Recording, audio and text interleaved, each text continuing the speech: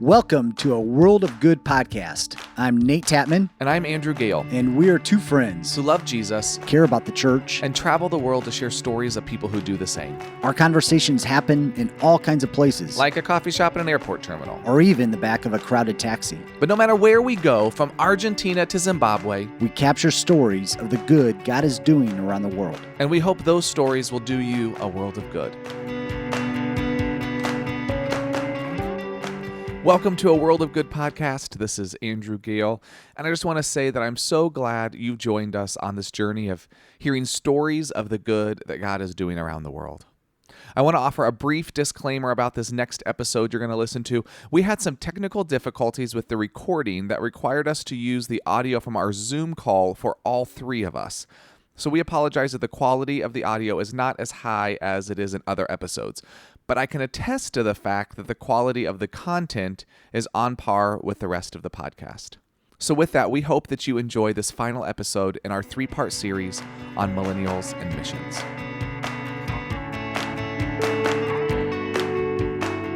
Well, welcome to a World of Good podcast. My name is Nate Tatman, and I am here sitting next to my co-host, Andrew Gale. Andrew, once again, we're in the same room together.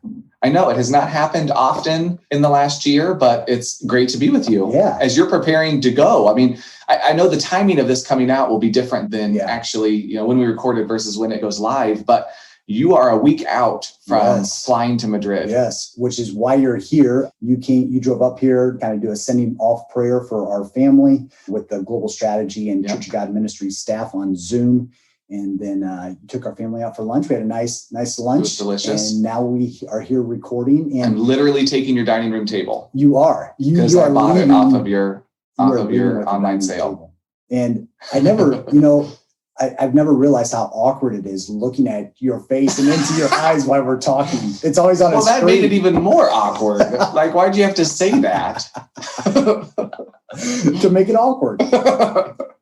So now I feel like I'd rather just be on the screen. Maybe I'll just zoom into this conversation. Well, first of all, why don't you tell people where they can find us? Absolutely. Yeah. So thanks so much for listening to A World of Good. We're so grateful that you're engaging with this content and these conversations.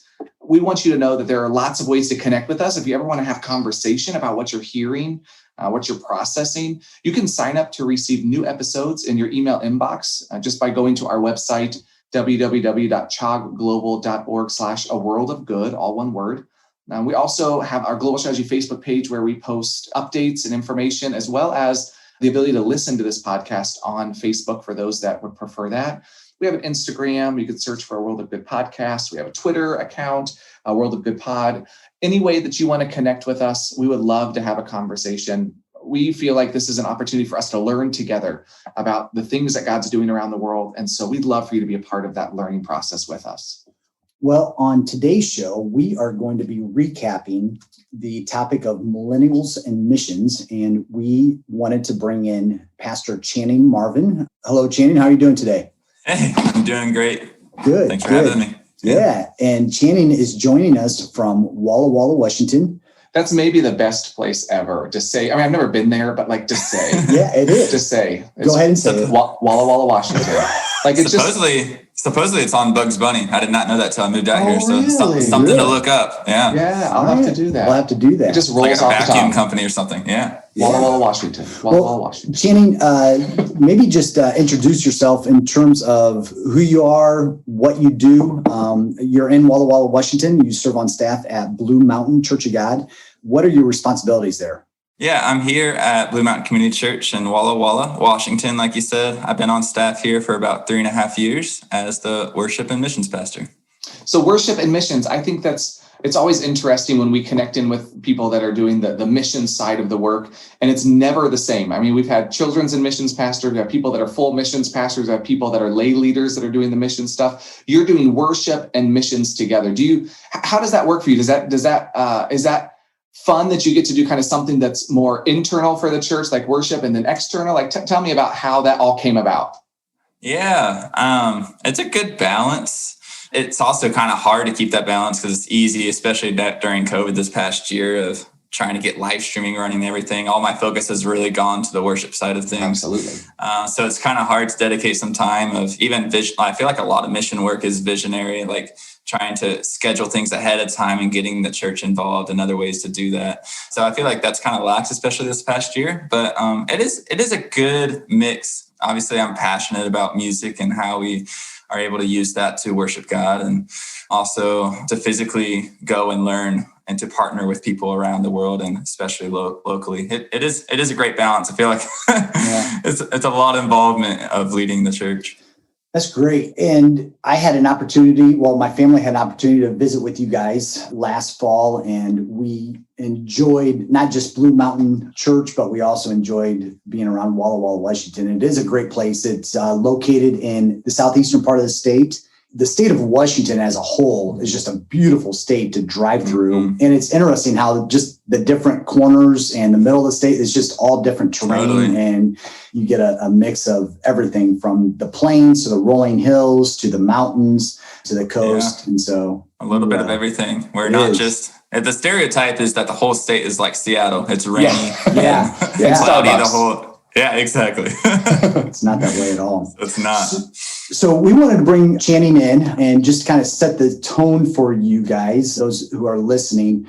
We are wrapping up, as I mentioned, we're wrapping up this conversation around millennials and missions. We interviewed Allie Hawkins, who took part in the Barna Research Future of Missions. We interviewed Sarah Honeycutt, or actually not we, Andrew did. I was under the weather during that interview, so I couldn't be a part of it. Sarah Honeycutt, who is a millennial missionary serving in Honduras.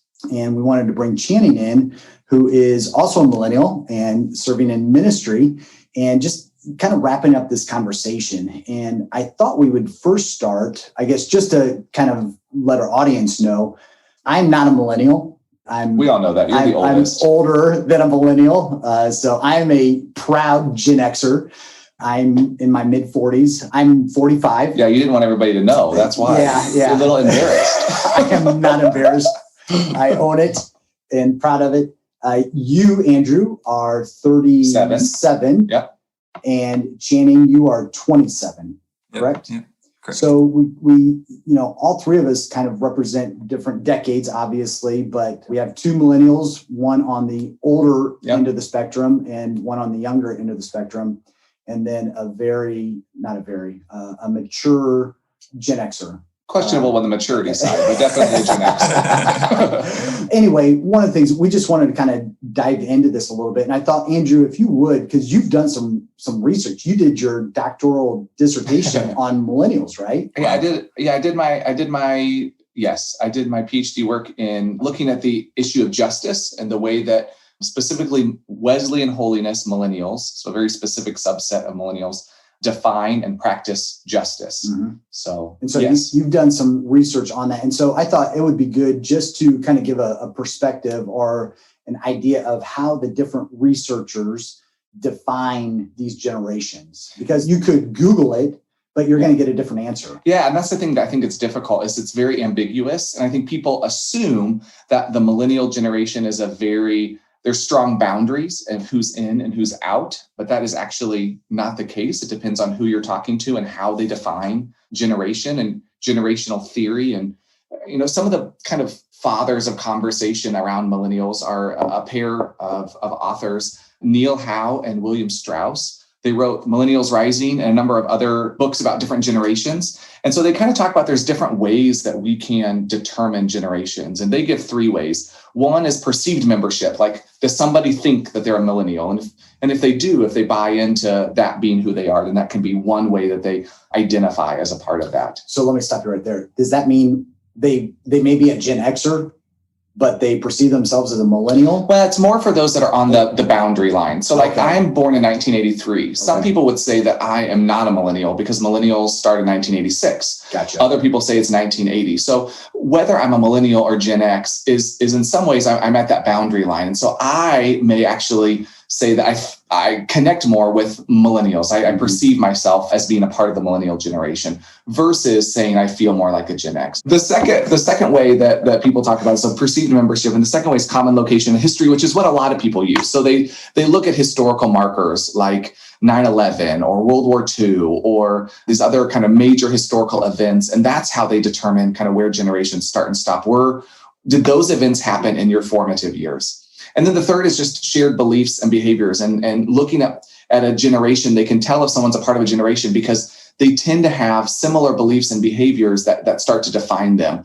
Not that that's a predictor, not that every millennial thinks a certain way, but there are things that because of the era, the time in which they were born, the social context that they were born in, that affects the way they see the world and understand the world. And so those are kind of the three major categories. And sometimes people talk about millennials as being the babies of the boomers. Millennials were first called the new boomers. And so other researchers will look at when the increase in births in the United States was happening.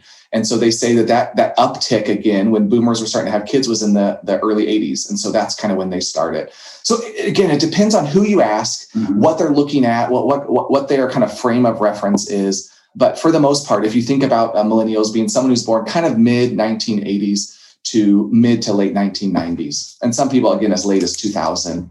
So I thought it'd be interesting. So Allie Hawkins, when we talked to her, she is looking at this from the perspective of global events, things that happen globally, and kind of helping to define our generation. So when 9/11 happened, Channing, do you remember 9/11 happening? Yeah, I was pretty young. I was probably in first grade, so I was in elementary school, and so I definitely remember it. So do you remember that day and like when you first heard about it? Like, do you remember where you were, what was happening, all that kind of stuff? Describe that to us.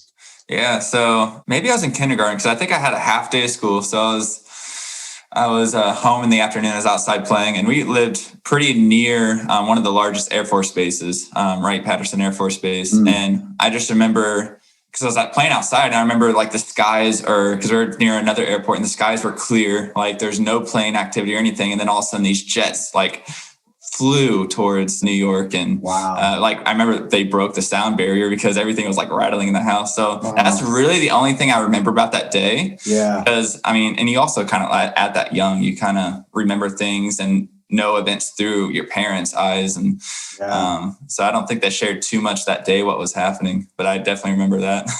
Wow. Interesting. Yeah, that would be not an eerie, I guess almost an eerie feeling, like what you said, the skies were silent and then all of a sudden you just see these jets screaming across the sky. That would be. Yeah. I didn't know what to think at the time. Sure. What about you, Andrew? I was a senior in high school, and I am a musician. I was a part of band and marching band specifically. So you can judge me and make fun of me if you want to, but I loved marching band. So I'm there with you. Good. So we were first hour, our first period was marching band. So we were outside doing that. And so had no idea what we were coming into.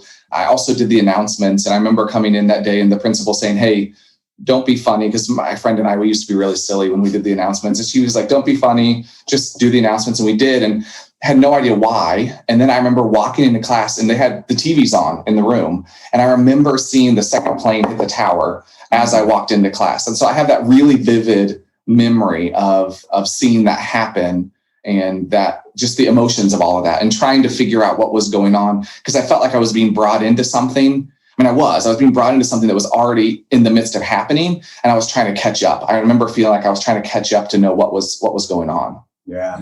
I remember I would have been a youth pastor at the time. I think I was 26. If my calculation and memories are correct, but I was 26 years old. So a year younger than you are now, Channing. And we had 2 kids, and I was getting ready to go into the church. I was a youth pastor, as I mentioned. And I remember watching on the news. I don't know that we would ever have the news on or the TV on, but for whatever reason, I don't know if Stacy heard something that was happening on the radio, and so we turned the news on, or I don't remember, but I remember watching it on the news, and I think I remember while we were watching it, the second plane also hit. And so it was just a very surreal moment, because you were watching it, I was watching it live, but at that time, nobody knew why, it was happening, what was happening. And so little did we know what was happening at that time and how it was going to change our world view, our perspective, how we traveled. I mean, so much has changed since that time, our security and everything. And so. And how at the different ages that we were. I mean, it's obvious then that we would approach that or experience that differently. Yep. And that would shape the way that we see the world, to some extent. And so, I mean, in a very true sense, Channing, you don't know what life was like prior to that in terms of, again, the security and traveling and things like that.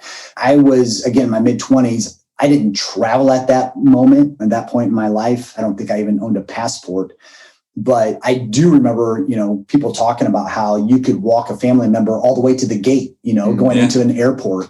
There was no screening or anything like that. And so you could see your family off as they walk, onto the plane. And so that will probably never happen again in our lifetimes. I do remember when I was younger, I used to pick, because my grandma lived in Florida for one period of her life, and I used to meet her at the gate. So I do remember a little bit before. Yeah. So, I think the other fascinating thing too with technology is how cell phones have, well, one, were first introduced, and two, how they have improved over the years, I guess decades. But Channing, do you remember having your first cell phone, how old you were and what it looked like?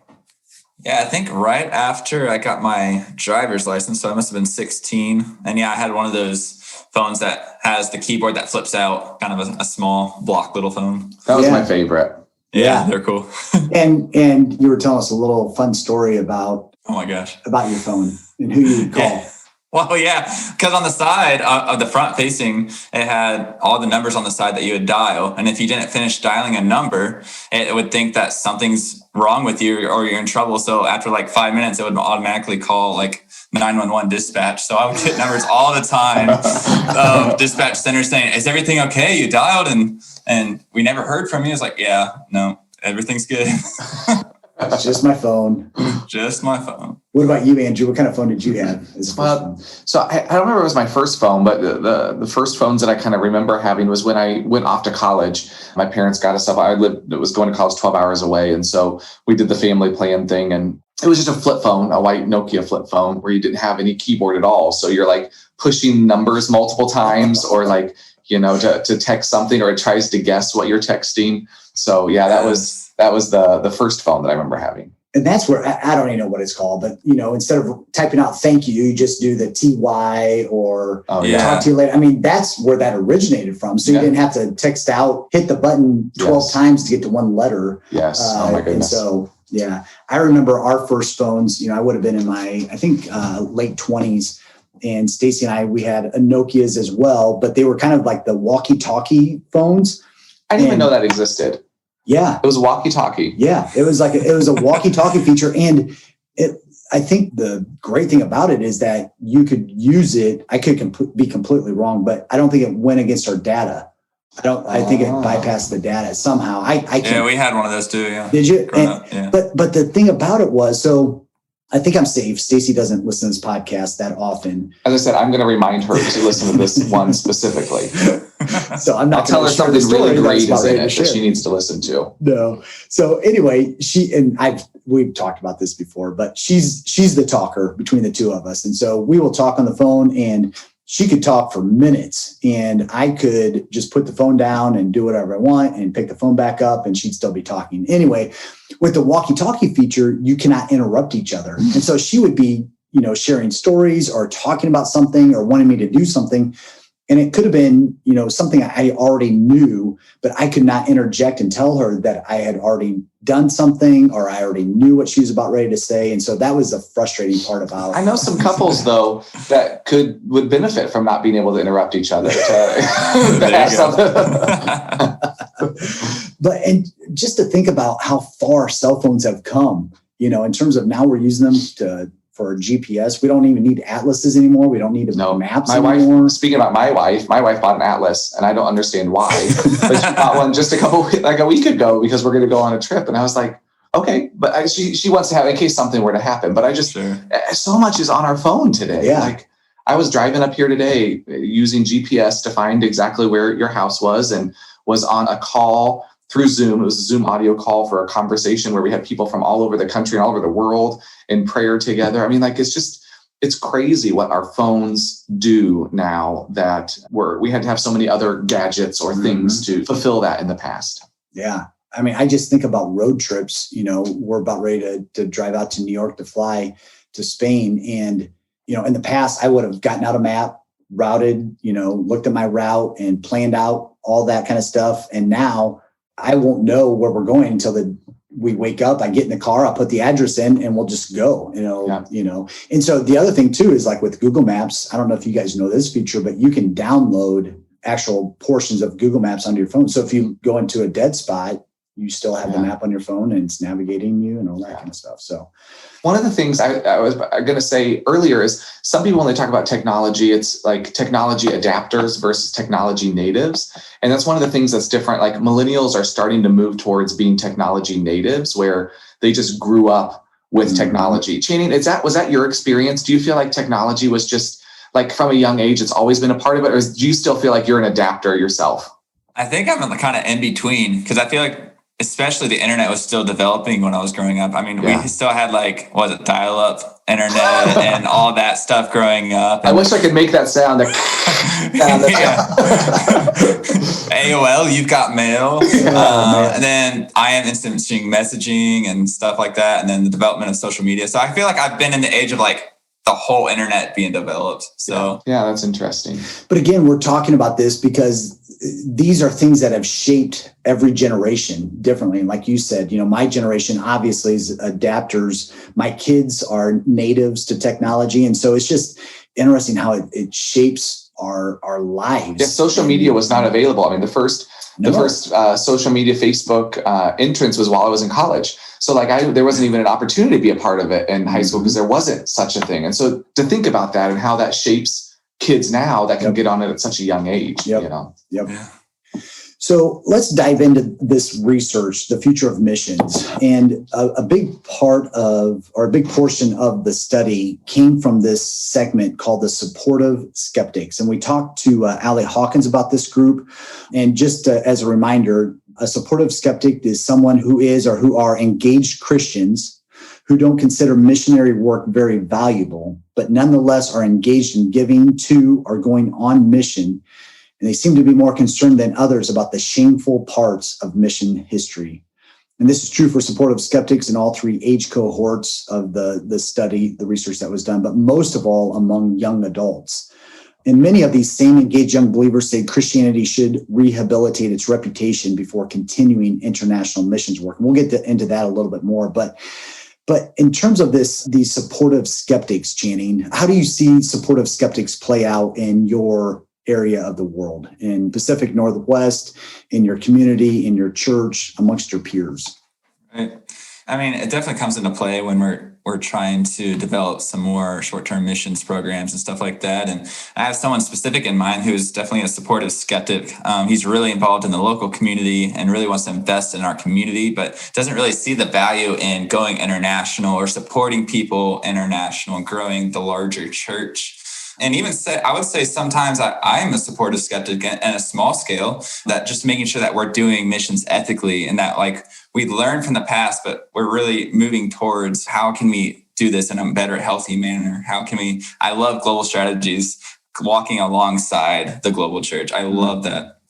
I think that's one of the things we even heard in Sarah's interview, right? She studied post-colonial literature, post-colonial thinking, because I think that there is a desire within this emerging younger generation to reconcile some with our past, to say that we may not have done everything right in the past, and that's okay. Mm-hmm. And we have to be okay with that in order to figure out what it looks like for us to move forward and to move on together.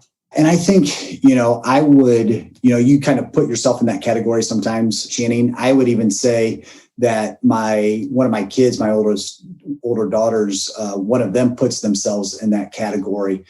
And I think it's important to talk about how these supportive skeptics, they are choosing to continue to be engaged in the local church. That was another part of this study, that they only interviewed those who were engaged in the local church. So these are not people who are not attending church. Yeah. These aren't people standing on the outside throwing stones. Correct. These are people who are engaged, who are saying, but even in my engagement, I'm concerned about the way things were done in the past. I'm concerned about the way we talk about our brothers and sisters around the world as if they're lesser than, or as if they're not, that we have to go and help rather than the fact that we're doing this together.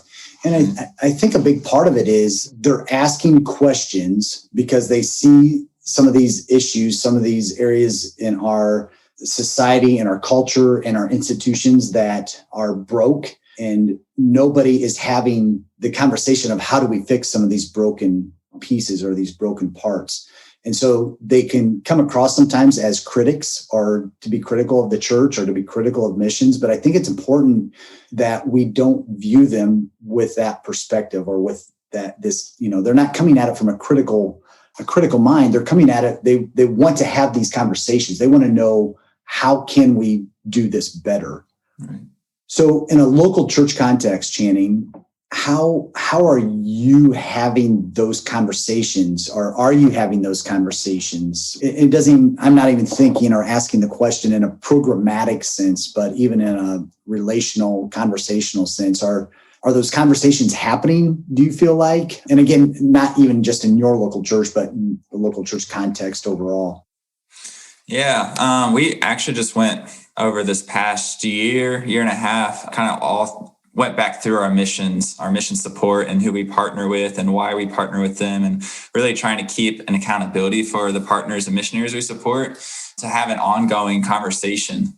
So one of those things is what we're doing locally, or if what we're doing globally is impacting our church here locally. Are we on the same wavelength as far as our church's guidelines? Is that matching what we're doing internationally? Because in the past, I feel like we were a yes church, is saying like anyone who comes to us is allowed to get money, even though if we might not totally align theologically or ethically what they're doing. So we've been having a lot of conversations. I had a missions focus group that we asked all these questions. We walked through and read some books and had discussions on what direction do we want to move our mission outreach programs to. That's great. And what was the response like during those conversations, the missions focus groups? A lot of people had different opinions, definitely. And I think these books that we read through definitely influenced the conversations we had, which was good. It gave us a starting point to have these conversations. And I think it was helpful to bring in our lead pastor to it too, to speak into as a church, making sure our missions that we're sending out aligns with what our plumb lines are and stuff like that. So it's good to bring in our lead pastor once in a while too, to share in that voice. So with those focus groups, did you have multiple generations participate in that? And what was, if I could be a fly on the wall in some of those conversations, I mean, did you see the differences in how these generations approach missions and what their values were in missions? Yeah, totally. And I handpicked, there's only I had a larger group that I kind of narrowed down to 5 to really walk through these questions with. And I kind of picked people who I feel like I aligned more with. Yeah. But I still try to I think we had someone who was in their 60s, 40s, and then me and another guy in our 20s. So I think we had a good age variance and gender variance too on that. But yeah, I think we were able to have some good, healthy conversations that we aligned with the mission of the church and what we should go focus on. Do you find yourself in those conversations that you're able to be honest about things? You know, one of the comments that was made, and Nate may bring it up again later, but is this idea that we think about missions as inherently good. Is it inherently? Is that the word? Self-evidently good. Yeah. That we see it as like, it's just a good thing. And so we almost can't say anything bad about it, because why would we say something bad about something that is good? And so I just wonder, like, did you feel like you were able to have honest conversations with those people in that group, or they were able to say, yeah, there's good, but there's also difficulty in that? Yeah, I think I've been pretty open since I got here about that. And that's one of the things I really wanted to bring to the table after reading, like When Helping Hurts and Toxic Charity, we read through as a couple groups, and just really having those open conversations about, is what we're doing really helpful to these people? Or are we kind of making more of a mess and bringing our ideology over into their culture? Yeah, I think that's, and the challenge is we ask those questions are really important questions. And then some people can feel like there's no next step. It feels like we're, we can say all the negative and what's the positive? What's the point? Let's just not do it at all. And yet I also feel like there's such a great opportunity for us to connect. And so trying to find that balance of what are the healthy ways to do it. And there was something I was processing one time. I was doing some research on the idea of lament in the Bible, and something you said brought this up. This is totally off topic. and we can maybe cut it out, but No, go ahead. But here's what I was processing.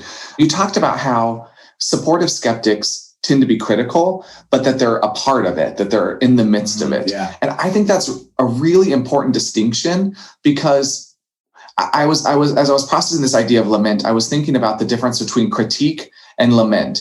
That critique and lament can be very similar, because lament is calling out what's wrong. It's calling out the injustice. It's speaking about the challenges of the world. Critique can be the same thing, but critique is done from across the street. Critique is done when I have distance between me and whatever the injustice is, and I point at it and say, that's wrong. We shouldn't have done that. In this instance, it's colonialism is bad. We should never have done that. Where lament is, you know what? Colonialism is awful, and I am part of a system that was a part of colonialism. So how do I reconcile that and lament that history, and yet be willing to walk into whatever God's calling us to in this, in the next phase, in the next way that we experience? How do we engage in the world in ways that recognize that history, that laments it, that tries to reconcile it, and then move forward into a healthier, more appropriate way of engaging? And people who lament, they care about it. And a lot of times when people are critical, I feel like they don't really understand the whole behind the scenes or what's going on. They just, some people just want to be critical about little things. But yeah, definitely the supportive skeptics, from what I've been reading, they really care about how we're doing missions and want to make sure that we have a good name for it. Yeah, I think we need to have space for those folks to process. Like I see a lot of supportive skeptic thoughts in my own thinking as well. And we need space for people that want to engage, to have space to ask the tough questions and be able to doubt and question and not be criticized for that. Well, and I think one of the questions I asked Allie at the end of our interview with her was, where are these conversations happening? And, she really didn't have an answer for that. And ever since then, that whole exchange has stayed with me as somebody who is, a Gen Xer, older generation, mid 40s, in a leadership position. I'm beginning to feel the weight where I used to be the young buck, learning and asking questions and all that. And I still have that posture, but at the same time, I understand the responsibility that comes with some of the positions that I've had and continue to have, to make sure that these conversations are happening with those generations coming after me, to give opportunity, because something is self-evidently good to me, that doesn't mean it's good overall. And so I need to continue to have the posture of learning and asking questions, and to figure out, okay, is there a better way of doing this? Or does somebody else have a better perspective on how we should be doing something? Because there is something that's not right here. And again, you can fill in the blank in terms of what that could look like or what that is. And so I guess, Jane, where are you having some of these conversations, or the opportunity to have some of these conversations in the realm of missions? There is some space to have conversation. I think it's great to go through some type of group. And I'm actually been asked to be part of Andrew Gale's group that's walking through Serving with Eyes Wide Open and having a conversation through that book. And I think it's so healthy to be asking questions and have maybe not a specific person teaching on that, but to walk through a book and have conversations. And through that's really sparked some other ideas in me as well, of creating some groups at my church, maybe once a month for a 6-month period or something, and just having some books or other material to read through and just bring our ideas and just talk openly about if we're doing Missions Healthy or even local ministries and how we're able to be involved and what the church is sending out. I really love that model. I love that we told Channing before we started recording this that he is not speaking for everybody in his generation or on behalf of everybody in his generation, but he's just speaking from his own personal experience and perspectives. But with that to say, again, you're not speaking for everybody when I ask you this question, but for your generation and for you, how important is it for you to be a part of those conversations when we're talking about kind of big issues, when we're talking about maybe institutional issues or things where in an institution such as a local church, even though we don't like to think of a local church as an institution, oftentimes it is, or as a missions agency, sending agency, or other organizations in your community, in your area, how much do you want to be a part of those conversations and feel like you need to be at the table? Yeah, I definitely want to. I love having these conversations, whether if someone is on the same page as me or differently. I would love just to have conversations and talk through where we're seeing evidence in the Bible or what's God's laying on our heart lately, and really how we're going about missions and what we're setting the stage for God and others. I love like the conversations like, who are we making the hero in this story? So many times in the past growing up, missions was like us as white Americans are going out and telling the world what needs to be changed or the ways that we're doing is so much better. But to really come at the attitude of learning and growing together as a global church and who we're setting the stage for God and others to succeed and not ourselves. I love being in those conversations. One of the things that came up in the Global Partnerships conversation, the series we did, was this connection between aid and evangelism. Not that we can separate those, but that is the work that we're doing more about solving social problems on the ground, dealing with poverty and injustice, or is it connecting with, the traditional view of missions is that it's very connected to evangelism. And I think that that the conversation around millennials often brings this to the fore as well. There's a book by Jim and Judy Ramo that is called Millennials and Mission, and it has quite a bit of really interesting information. But one of the quotes from it says that millennials' appreciation for holism leads them to eagerness to participate in such activities as building schools, teaching, providing medical help, and caring for orphans, thus demonstrating compassion while gaining acceptance and credibility in the community. Yeah. And I saw that as really true with Sarah. Like Sarah Honeycutt is serving the community through education and sees that as her the kind of way that she can connect in with that community, have a voice, then get credibility and support and love on that community. And that her faith is intertwined in all of that, but it's not going as a pastor or as an evangelist. It's going as a teacher and allowing her faith to be shown through her actions. I just wonder, Channing, as you process that, like as you think about missions, do you feel like you struggle between a pull between kind of evangelism and aid, or is that just a false dichotomy for you? No, totally. I love that approach to find a place where your skills can be fit into their community to gain respect and to just be more involved. Because there's a lot of negativity in the past that's been involved in a missionary, or even the term of missions it rubs people the wrong way throughout the world. And if we're able to go in and be a teacher and be part of the community that's really pouring into the children of that society, and that gives them a great platform to share the gospel, to be an evangelist. I love it. And that's the same way that we're talking in our local church, right? Be the missionary where you are, where God has called you, whether it's a doctor, a teacher, an electrician. God has given you this platform to share the gospel. And I think that's so important as people are building relationships in that aspect, that you're not just going there as a pastor, but maybe you're an entrepreneur and on the side, you're pastoring and discipling people. I love that. One of the things I think about is the terms that I've heard used as pioneering versus partnering, that early missions was about evangelism, going to the places that we see where, the hope of Christ needs to be shared. And the reality is, especially for the Church of God, we are in 88 countries around the world. There's a number of those countries. I was looking recently, a number of those that have had a church presence for over 100 years. They're not new, in Germany, it's 125 years, and Jamaica's over 100 years, India's 120 years. Like these are places that have had not just a church presence, but specifically a Church of God presence for over 100 years. So our work doesn't need to be going in necessarily and doing that pioneering work, but partnering with what's already happening, that God's already a part of what's happening in those communities. And how can we join them in that? Which I think is a transition for a lot of people in their thinking, because they want the hero mentality is we want to go in and do, rather than we want to go in and walk with or walk alongside. So yeah, that's really helpful. I like the way you express that, Channing. Well, and just kind of wrapping up our conversation here, Channing, I'm going to throw it to you. What are you most optimistic about when you think about the future of missions? And again, it could be your localized context, your church, Blue Mountain Church context. It could be your community, your world. But what are you most optimistic about in the world of missions? Yeah, specifically here at Blue Mountain, we're kind of in a culture shift. I've been here about 3.5 years, and I'm just really been trying to turn the corner of what missions looks like, to really connect to the global church, to not go and do a project and not have it a program to like be building stuff, but to be building relationships. And I'm really passionate. I just love traveling.